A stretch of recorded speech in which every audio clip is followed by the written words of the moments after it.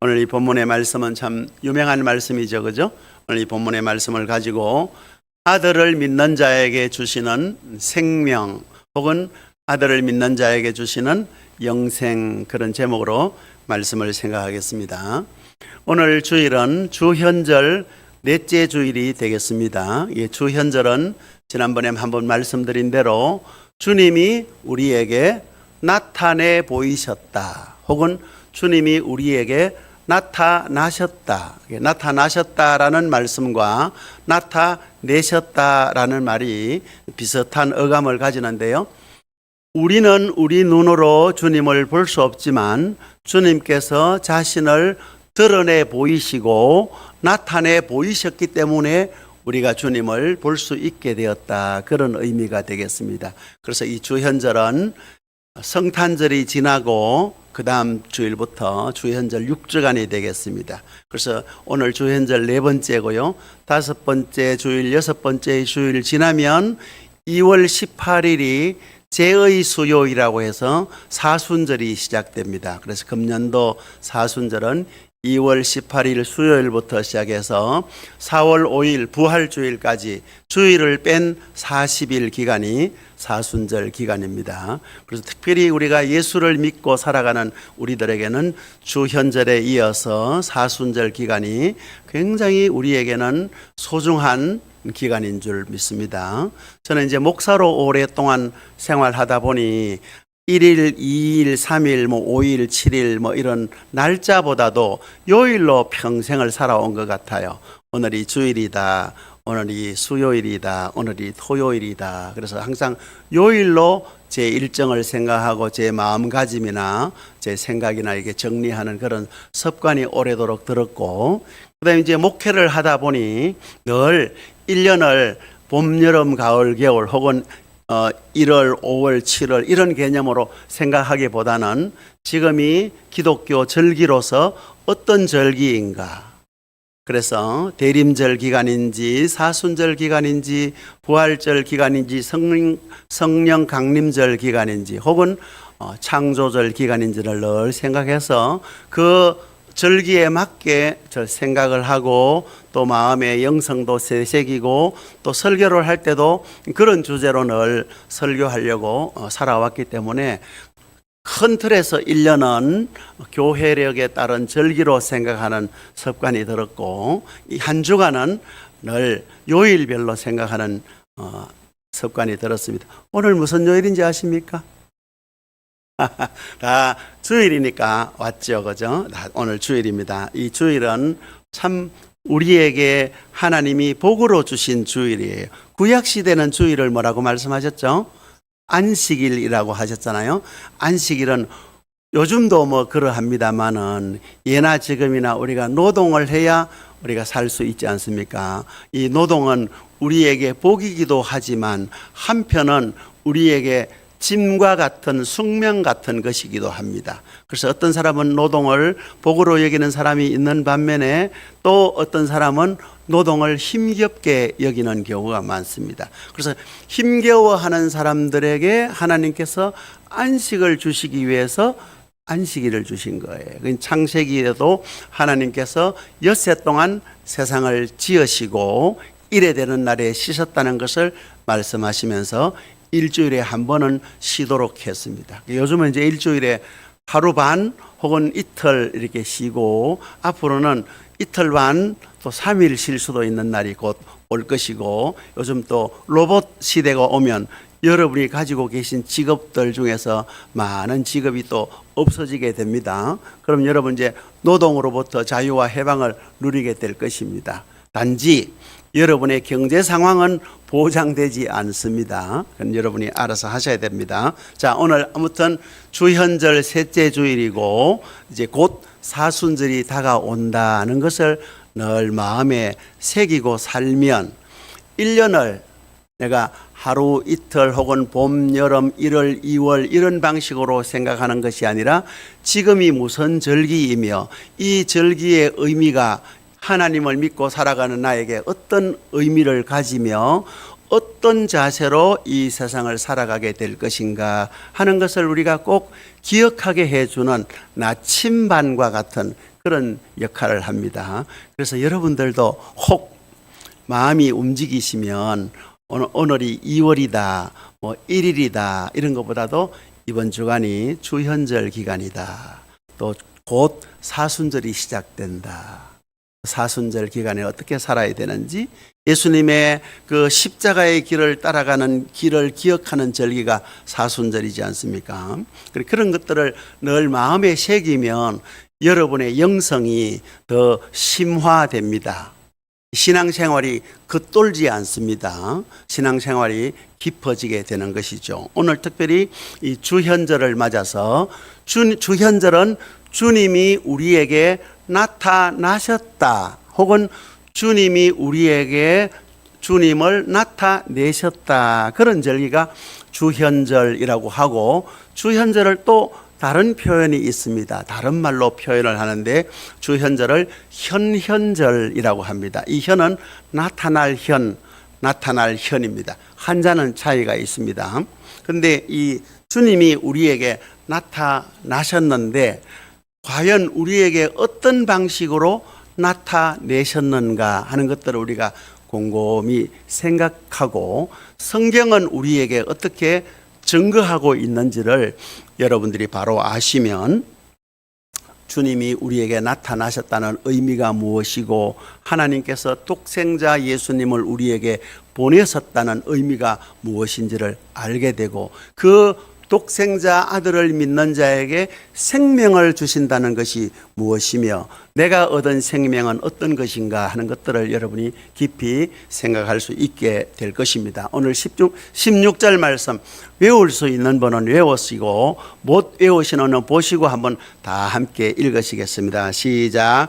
하나님이 세상을 이처럼 사랑하사 독생자를 주셨으니 이는 그를 믿는 자마다 멸망하지 않고 영생을 얻게 하려 하심이라 그랬습니다.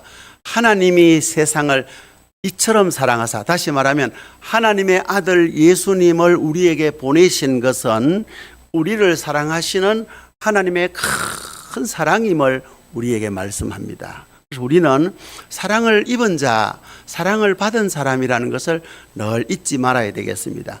하나님으로부터 그 하나님의 독생자, 오늘 여기 이 독생자인데요. 우리가 하나님의 독생자 예수를 믿는다는 말이 무슨 말일까 하는 것들을 좀 생각할 수 있어야 됩니다. 우리가 예수님을 믿는다 이 말은 예수님과 아주 특별한 관계를 맺는다. 예수님과 특별한 관계에 있다.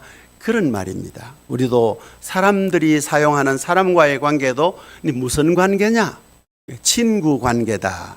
혹은 부부 관계다. 부모 자식 관계다. 이웃 관계다. 관계가 있지 않습니까? 그래서 우리가 이 관계를 맺는다라는 게 굉장히 의미가 깊어요. 여러분들은 주님과 어떤 관계인지 모르겠습니다. 아주 친밀한 관계이시죠? 네, 감사합니다.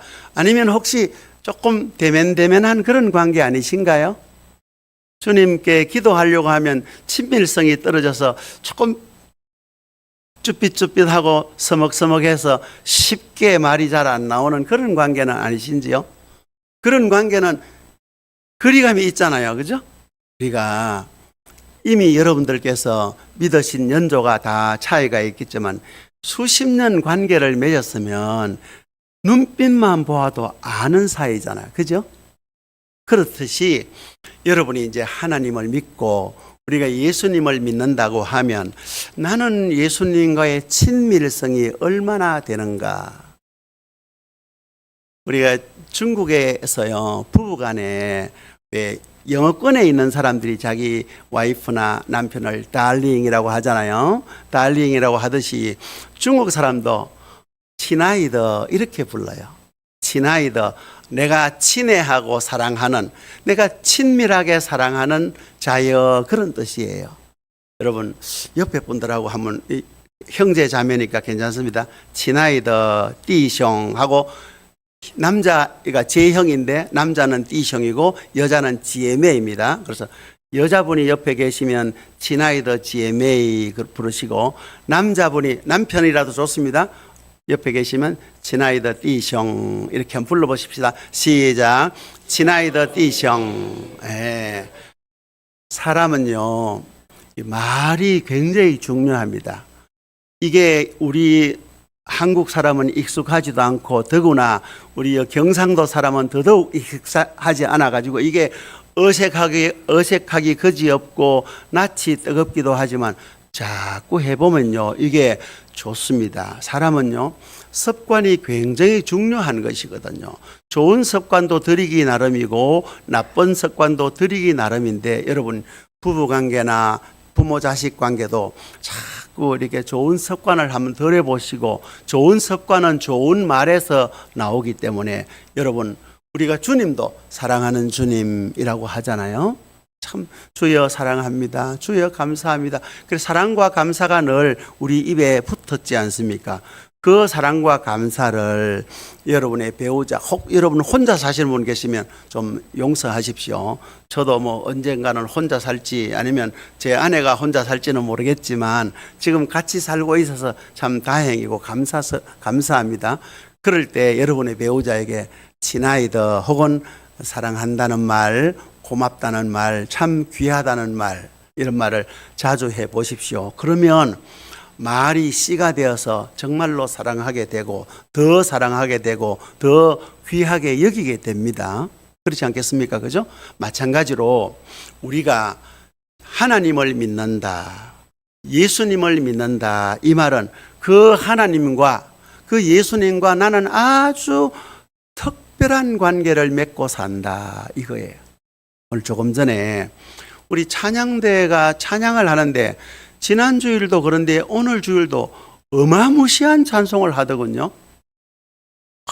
정말로 저는 그런 찬송을 부를 수 있다는 게 대단하다 싶어요.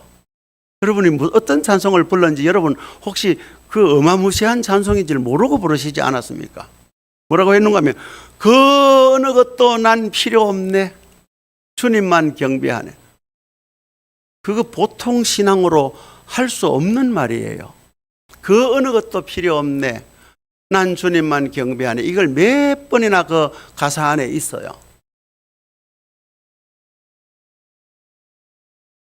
이 말은 우리가 아주 친밀하고 특별한 관계가 있으면 그것 외에 다른 것이 필요 없잖아요. 이 우선순위라는 측면에서 그렇습니다. 가끔 어떤 왕자나 귀족의 아들하고 저 천민의 보잘것없는 아가씨하고 사랑을 해서 그 왕자의 자리를 빼앗기고 둘만 행복하게 사는 그런 뭐 이야기들이 많이 있지 않습니까? 그 왕자는 왕위를 이어받는 그 자리보다도 사랑하는 이 여자를 사랑하는 것이 더 값지다고 생각하기 때문에 그런 결정을 한 것처럼, 우리도 세상의 부귀 영화와 재물보다도 하나님이 더 소중한 줄 아는 사람만이 그 어느 것도 필요 없네, 그런 찬송 아니겠습니까? 앞으로 우리 이상명 집사님께서 찬양대 가사도 좀 어마무시한 걸로 계속해서 부르게 하시면 우리 찬양대원들이 알게 모르게 세뇌가 되어서 그런 사람으로 변할 줄 믿습니다. 자, 오늘 특별히 하나님의 아들, 이 아들을 믿는 자에게 주시는 영생인데, 이 아들은 그냥 아들이 아니에요. 우리가 예수님을 하나님의 아들이라고 하잖아요. 예수님을 하나님의 아들이라고 하는 것하고 우리가 예수님을 믿어서 하나님의 아들이 되는 것하고는 차이가 있어요. 근본적으로, 본질적으로.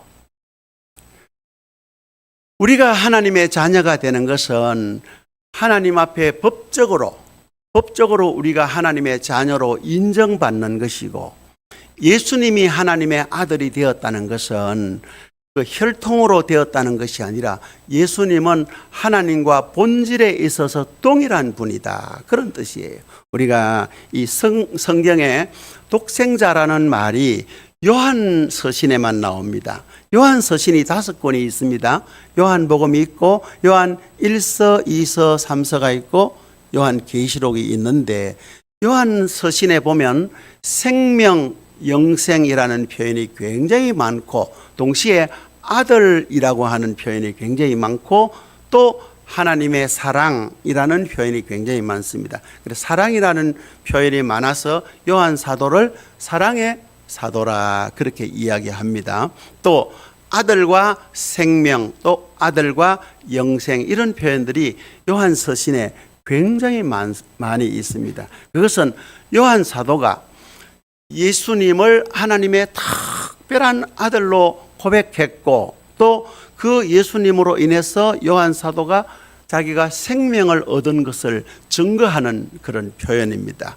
요한복음을 기록한 목적도 그렇게 되어 있잖아요. 성경을 기록한 목적이잖아요. 20장 31절에 보면 내가 이것을 기록하면 너희로 하나님의 아들 예수가 그리스도인 것을 믿게 하려 합니다. 그런 말씀. 또 믿어서 너희에게 영생을 얻도록 하기 위함이다. 그런 말씀이 있지 않습니까? 그런데 여기 독생자라는 말이 용서하십시오. 헬라어로 모노게네스라고 하는 말인데요. 이 모노게네스라는 이 말은 하나밖에 없는 아들, 외아들 혹은 독자 그런 의미보다도 그런 의미도 있긴 하지만 그런 의미 너머에 또 다른 의미가 있는데 그게 뭐냐 하면 하나님과 본질에 있어서 유일하게 동일하신 분이다. 이런 말입니다.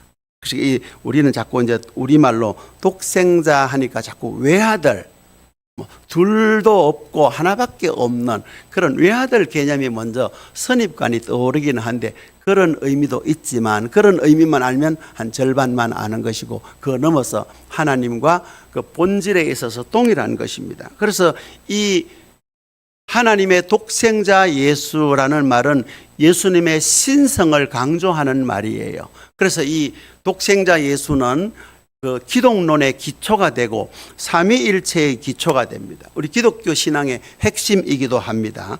그래서 이처럼 요한복음 기자는 예수님이 하나님과 본질적으로 동일한 하나님의 아들이신 것을 증거하고 그 아들을 우리에게 보내주신 것은 하나님의 큰 사랑이라는 것을 말씀하는 동시에 그 아들을 믿는 자에게 생명이 주어진다라는 것을 우리에게 말씀하고 있습니다. 그래서 이런 측면에서 주님의 나타나심을 이해하면 결국 우리를 구원하시는 하나님의 큰 사랑을 알 수 있고 또 그를 믿는 자에게 참된 생명이 주어진다는 것을 우리가 알 수 있습니다. 자, 그렇습니다. 우리는 이제 그 예수님을 믿음으로 하나님의 자녀가 되는 권세를 얻었습니다. 요한복음 1장 12절에 영접하는 자, 곧 그 이름을 믿는 자들에게는 하나님의 자녀가 되는 권세를 얻었다. 이 권세라는 말은 하나님의 자녀의 특권을 우리가 누리게 되었다. 그래서 로마서 8장에 보면 그리스도 예수 안에 있는 생명의 성령의 법이 죄와 사망의 법에서 너희를 해방하였다. 그렇게 말씀하고 있습니다. 그렇기 때문에 우리는 이제부터 예수님 안에서 생명을 얻고 해방을 얻은 사람들은 오직 우리가 믿는 그 주님께 집중하는 삶을 살아야 됩니다. 자, 그런데요, 우리가 하나님께 집중하고 하나님께 초점을 맞추고 살아야 되는데 이게 말처럼 쉽지가 않은데 문제가 있어요. 조금 전에 우리 찬양대 그 어느 것도 필요 없네. 말은 잘하고 노래는 잘하는데 다른 게 필요한 게 너무 많잖아요. 안 그래요? 그러니 우리가 하나님께 집중하고 우리 주님께 초점을 맞추어 산다는 것이 어떤 의미이며 어떻게 해야 되는가를 조금 말씀드리는 것이 오늘 설교의 가장 요점이 되겠습니다. 우리는 우리의 마음과 우리의 생각은 참으로 다양하게 변합니다. 아침에 기분이 다르고 저녁에 기분이 다르고 막 그렇잖아요. 그죠? 전화 받기 전에 기분이 다르고 전화 한 통 딱 받고 나면 또 기분이 달라지는 게 우리 마음이에요. 생각도 이렇게 하려고 하다가 저렇게 하려고 하다가 이 집을 지으려고 하다가 저 집을 지으려고 하다가 집도 하룻밤에 얼마 몇 채를 짓잖아요. 그리고 우리의 생각과 마음은 아주 다변적인 거예요. 그런데 그런 다변적인 우리의 마음과 우리의 생각을 주님께 딱 집중하고 렌즈를 딱 초점을 맞추다 보면 생각이 간단해집니다. 주님으로 하나의 이게 뭡니까? 포커스가 쫙 맞추어지기 때문에 세상의 다른 여러 가지 변수들이 내 마음과 내 생각을 흔들리게 하지 않아요. 그게 없으면 계속해서 우리 마음이 변하고 우리 생각이 자꾸 흔들리게 되거든요. 그럼 우리의 영혼은 자꾸 공허해집니다. 주님께만 집중하고 주님께 관심을 갖고 살면 우리의 영혼이 주님으로 주시는 기쁨으로 가득 채워지는 거예요.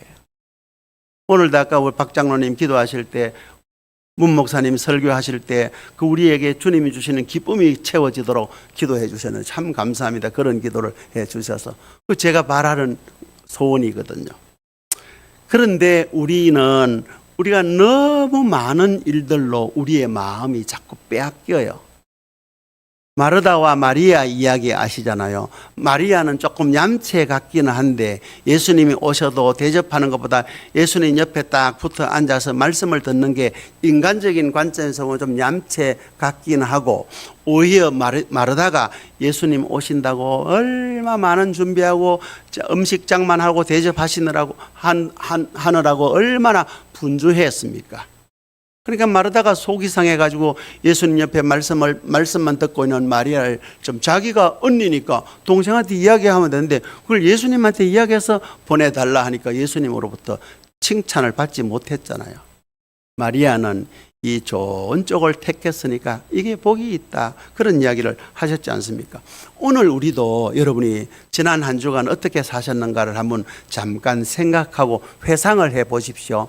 정말로 많은 일들이 여러분의 마음과 생각을 막 스쳐가고 혼란스럽게 한 그런 경우들이 많이 있을 거예요. 그런데 그렇게 많은 생각들, 그렇게 많은 마음들, 그렇게 혼란스러운 것들도 시간이 지나고 보면 아무것도 아닌 게 많아요. 실제로 그렇습니다. 아무것도 아니거나 별게 아니거나 그래요. 그런데 그 사건에 그 일에 딱 매이게 되면 그게 크게 느껴지는 거예요. 제가 자주 드리는 말씀인데요. 우리 사람들이요, 현대인들은 돈 없으면 죽는 줄 알아요. 실제로 돈 없으면 죽는다고 이야기하는 분도 있어요. 그 의미는 저는 충분히 공감은 합니다. 돈 없으면 죽습니까? 그런 생각을 조금만 바꾸시면 돈으로부터 여러분들은 자유를 얻을 수 있어요. 제가 뭐 넉넉해서 드리는 말씀이 아니라는 거 여러분 아시잖아요. 그죠? 그러니까 조금 전에 그 어느 것도 필요 없네. 누가 하셨죠? 여러분들이 말씀하셨잖아요. 그 어느 것도 필요 없고 주님만 경배하겠다. 오늘 이 자리에 예배하러 오셨으면 세상의 많은 생각들, 마음들 다 내려놓고 주님 앞에 딱 나오면요. 주님이 우리에게 주는 참된 기쁨, 하나님이 주시는 우리에게 참된 자유를 우리에게 주셔요. 그게 생명인 거예요. 우리가 숨 쉬고 있어도 자유와 기쁨이 없으면 그 생명을 누리지 못하는 거잖아요.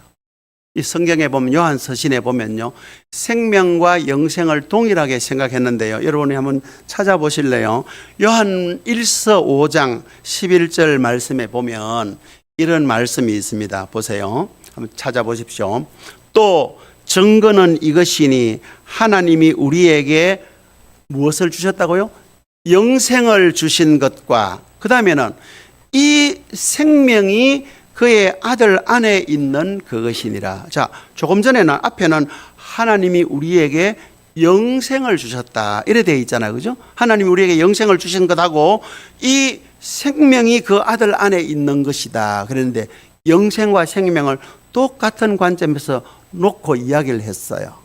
우리 성경에는 자꾸 영생, 생명하니까 이렇게 조금 구분되는 것 같은데 생명이 곧 영생입니다. 물론 우리가 이 생명은 예수님을 믿는 하나님의 아들 안에 있는 참 생명을 이야기합니다. 그래서 그 뒤에 12절에 보면 하나님의 아들이 있는 자에게는 생명이 있고 아들이 없는 자에게는 생명이 없다. 그런 말씀을 했습니다. 그렇기 때문에 우리는 하나님의 아들을 믿는 우리들에게 참 생명이 있다는 사실을 여러분이 잊지 말아야 돼요. 예수 믿는 사람들이 그 안에 생명이 있음을, 그리고 이 생명이 그 세상의 그 어떤 것보다도 소중하고 존귀한 거라는 사실을 종종 망각해요. 여러분이 치매기가 있으신가 모르겠어요. 영적 치매기가 있으면요, 이를 자꾸 망각해요. 눈에 보이는 것이 우선적으로 보이거든요. 이 생명이 눈에 안 보이니까 자꾸 이 생명의 가치를 잘 몰라요. 오늘 강경화 집사님이 나오셨네요. 저희 딸아이도 얼마 전에 작년인가 강 집사님과 똑같은 수술을 했어요. 근데 한 주간 만에 회복이 잘 안 되던데 우리 강 집사님이 굉장히 건강하신 것 같아요. 그럼 저는 마음속에 오늘 오실까 못 오실까, 아마 못 오실 가능성이 많겠는데 오셨는데 또 이렇게 또 노래하고 이렇게 숨차게 하면 안 되는데 뭐 죽을 각오로 하신 것 같아요. 참 감사합니다. 우리 박수 한번 쳐드리면 저거 소리 크게 내고 찬양하면 안 되거든요. 우리가 이 강 집사님 이번에 많이 느끼셨을 거예요. 생명이 얼마나 소중하다 하는 걸 참 느끼실 거예요. 우리가 생명이 우리 눈앞에 딱 다가오면 그 생명의 절대적인 힘 앞에 우리가 딱 엎드리는데, 이게 우리에게 그냥 주어진 생명처럼 여기니까 이게 귀한 줄을 몰라요. 여러분, 우리가 밥을 먹고 소화를 하고 배설하는 것, 숨 쉬고 숨을 내쉬고 들이쉬고 하는 게 이게 얼마나 귀한 일인지 모르시죠? 우리가 살아가는 일상 속에서 우리가 느끼는 생명의 현상, 그걸 생리라고 그래요. 생리. 우리가 생리라는 생명의 이치거든요. 그 생명의 이치가 우리에게 어떻게 작동되는지를 늘 기억하고 살며, 지금 내가 살고 있는 이 생명은 전적으로 하나님이 나에게 주셨구나 하는 그런 생각을 갖게 되는 사람만이 참 생명을 누리는 거예요. 그냥 어쩌다가 이 세상에 왔다 그런 생각을 하시는 분은 절대로 생명을 누릴 수가 없습니다. 오늘 우리는 이 세상의 일이 너무 많고 그 일 때문에 우리의 마음을 자꾸 빼앗기고 삽니다. 또 그런 일들에 우리가 자꾸 노출되다 보니까 알게 모르게 우리가 습관이 되어버렸어요. 그러니까 우리의 영혼은 산만해질 대로 산만해지는 거 아니겠습니까? 심지어 어떤 분들은요, 하지 않아도 될 걱정까지 하는 분이 많아요. 여러분 아시잖아요. 우리가 하는 걱정의 96%는 실제로 일어나지 않는다는 게 이게 통계적으로 증명이 된 거예요. 우리가 걱정 100가지 하면 한 4가지는 실제로 일어나고 96가지는 안 일어난대요. 그러면 걱정하는 게 우리에게 별로 유익하지 않겠죠. 근데 걱정해야 될 일을 걱정하는 거야 어쩌하겠습니까만은, 걱정하지 않아도 될 걱정까지 안고 살아가시니 어떻게 우리가 하나님께 집중하는 삶을 살아갈 수 있을까요? 세상의 일들이 자꾸만 우리 마음을 뒤집어 놓고 우리 생각을 뒤집어 놓으면 하나님께 집중할 수가 없어요. 그러니 이제 오늘부터 여러분들이 세상의 여러 가지 일들로, 세상 일을 해봐야 별거 없어요. 돈 아니면 사람이에요. 세상 일들이 어마무시하게 많은 것 같지만요, 돈에 관한 일 아니면 사람에 관한 일이에요. 그 다음에 유일하게 하나 더 있다면 내 생명과 관계된 일이에요. 건강이라고 할 수 있겠죠. 근데 이런 상황에서 우리가 하나님께 집중한다는 게 굉장히 어렵잖아요. 제가 오늘 비책을 하나 말씀드릴게요. 비책일 수는 없고요. 비책일 수는 없지만 하나의 어떤 기준을 여러분들에게 말씀을 드리는데요. 자기에 대한 관심을 조금 줄이는 거예요. 사람들은 모든 관심이 자기에게 있습니다. 그래서 어거스틴은 이 인간의 죄성을 자기애라고 표현을 했어요. 교만이라고도 표현했는데 자기애라고 표현을 했습니다. 그래서 사람은 누구나 본성이 자기애가 있는 거예요. 자기가 인정받고 자기가 대접받고 자기가 말하고 싶고 자기가 자기를 사랑하는 거예요. 이 자기애거든요. 이 자기애가 있으면, 다시 말하면 자기 자신에 대한 관심이 과다하면 결코 하나님께 집중할 수가 없습니다. 여러분 과거를 한번 돌아보십시오. 여러분의 자신에 대한 생각이 많으면 많고 관심이 많으면 많을수록 하나님에 대한 관심은 점점 줄어든 경험이 있으실 거예요. 반면 나에 대한 관심을 좀 축소시키고, 이 자기 축소라고 합니다. 좀 축소시키고 하나님께 우리의 마음과 우리의 생각을 집중하는 방식으로 살아보시려고 여러분이 오늘부터 좀 노력을 해 보십시오.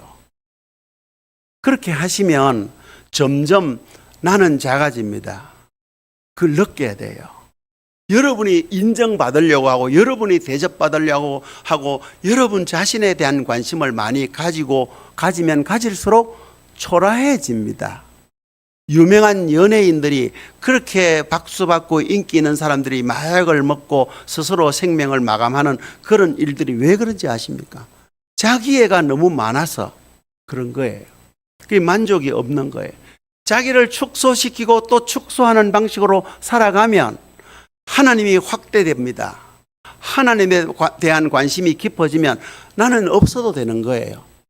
찬송가에도 있지 않습니까? 이 몸과 세상 간데 없고 구속한 주만 보이도다. 이것이 나의 간증이요 이것이 나의 찬송일세. 나 사는 동안 끊임없이 구주를 찬송하리로다. 우리가 여러분 스스로에 대한 관심을 조금 줄여보십시오. 이 말은 여러분 오해하지 마십시오. 이 말은 자기에 대한 관심을 줄인다는 것을 자기의 삶을 무의미하게 여기거나 가치 없게 여겨라 그런 말이 아니라는 건 다 아시죠? 그죠? 그런 말이 아닙니다. 여러분들의 삶에 있어서 여러분들이 얼마나 소중하고 가치 있고 의미 있는 분이라는 건 누구보다도 여러분이 기억하셔야 돼요. 그러나 우리가 여기 살고 있는 우리의 생명의 근원이 주님이시기 때문에 나에 대한 관심을 좀 줄이고 하나님께 대한 관심을 크게 하면, 다시 말하면 자기를 축소하는 방식으로 살아가면 내 안에 하나님의 영으로 충만하게 되는 거예요. 오직 성령 충만은요 그런 방식으로만 주어지지 방언으로 기도하고 할렐루야하고 난리 법석을 지킨다고 해서 되는 게 아니에요. 물론 때로는 간절히 고요하게 기도하는 방식으로 성령이 임하시고 열광적인 방식으로 기도할 때 성령이 임하시긴 하지만 제일 중요한 것은 자기를 죽이는 거예요. 자기를 축소시키는 거예요. 근데 오늘 사람들은 자기를 확대하는 방식으로 자꾸만 살고 그런 방식에 알게 모르게 길들여져 있잖아요. 세상은 또 그런 방식으로 우리를 평가하고 있지 않습니까? 그렇기 때문에 그런 세상에 살고 있는 우리가 우리 자신을 축소시키는 방식으로 사는 건 어렵습니다. 그러나 우리는 세상을 따라가는 사람들이 아니고 하나님을 따르는 사람들이잖아요. 우리가 가는 길은 넓은 길이 아니지 않습니까? 좁은 길이에요. 십자가의 길입니다. 그런 면에서 우리가 하나님께 집중하고 우리의 삶의 관심을 하나님께 두면 참된 자유와 안식과 기쁨과 해방을 누리게 되는 거예요. 그러면 여러분의 삶이 얼마나 좋은지 몰라요. 어깨가 짓눌리는 분이 있죠. 우리 현대인들은 대부분 남녀노유를 막론하고 다 어깨가 무겁다 그래요. 실제로 어깨가 굉장히 육체적으로 짓눌리는 그런 분도 있고 마음으로 또 쫙 눌리는 그런 분도 계시는데, 적어도 우리가 주님이 주시는 그 짐은요, 쉬운 짐이고 가벼운 짐이라고 마태복음 11장 29절 28절인가요? 말씀했잖아요. 내 멍에는 쉽고 가볍다.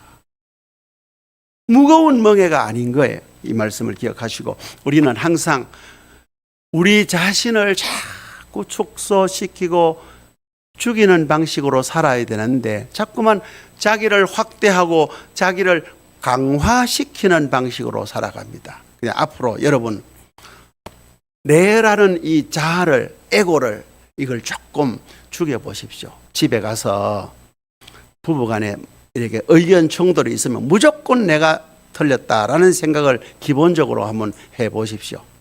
그러면요, 여러분이 정말로 바뀌고, 여러분을 보고 있는 옆에 있는 옆지기가요, 이 사람이 왜 이러노 싶을 정도로 한 번, 두 번 아니고 계속 그러면 진짜 바뀝니다. 교회 와서도요, 내 생각에는 하면서 뭐 이렇게 저렇게 자꾸 나를 내세우지 말고 다른 분의 생각을 자꾸 귀하게 여기고 존귀하게 여기면 교회가 편안해집니다. 잘 모르겠어요. 이거 뭐 공사하는데도 이렇게 하자 저렇게 하자 뭐 생각이 다른 분이 다양하실 거 아니에요. 그죠? 요만큼 하자 요만큼 하자 이만큼 하자 이만큼 하자 생각이 있을 수 있잖아요. 색깔도 빨간색 하자 노란색 하자 할 수도 있는 거 아니에요. 그죠? 그럴 때 우리가 너무 나를 지나치게 확대시키는 방식으로 사는 건 결코 나에게도 유익하지 않고 내 옆에 있는 다른 분에게도 유익하지 않고, 우리 만약에 교회라고 하면 교회 공동체에도 유익하지 않는 거예요. 그래서 아들을 믿는 자에게 주시는 이 생명은 생명을 생명답게 여기는 자에게 생명이 주어지는 거예요. 이 생명을 생명답게 여기지 않으면 생명을 가지고 있어도 사는 게 아닌 게 됩니다. 그렇기 때문에 우리는 자기를 축소시키는 자기 축소의 삶이 굉장히 어렵지만은, 그러나 신앙의 깊이로 들어가려고 하는 사람들은 이걸 꼭 하셔야 돼요. 찬송가 302장인가요? 많은 사람이 얕은 물가에서 더 큰 바다 가려다가 찰싹거리는 작은 파도 보고 마음 약해서 못 가네. 깊은 바다 가려고 하는데 얕은 물가에서 찰싹거리는 작은 파도를 보고 마음이 약하여 못 가지 마시고 언덕에 배 띄워 창파를 향하여 나아가는 여러분들 되시기 바랍니다. 그러면 여러분의 영혼의 깊이가 더해지고, 여러분들의 영혼의 깊이가 더해지면 정말로 살맛이 납니다. 적어도 나이가 드니까 나이가 드는 것도 참 괜찮다. 늙는 것도 좋다. 몸이 약해지는 것도 참 좋다. 그런 생각을 할 때가 종종 있습니다. 우리 육신의 힘이 떨어지면 떨어질수록 영적인 힘을 갈구하게 되고, 그러면 실제로 영적인 근육이 생기게 되고 영적인 힘이 생기게 되면 마음이 편안해지지 않습니까? 그런 편안한 상태에서 주님 앞에 가면 얼마나 좋아요. 그죠? 이제 단지 우리가 작은 바람이 있다면 주님 앞에 가는 그날 아침까지 맑은 정신으로 건강한 육신으로 살아가는 작은 바람이 있을 따름이지, 그 외에 우리에게 무슨 바람이 있을까요? 그렇죠, 그죠? 그러니 우리에게는, 자, 아까 인사를 그렇게 했지 않습니까? 하나님의 아들을 믿는 자에게 생명을 주십니다. 그랬잖아요. 우린 생명을 받았습니다. 그러니까 생명을 받은 자로서, 생명을 얻은 자로서 여러분 살아가십시다.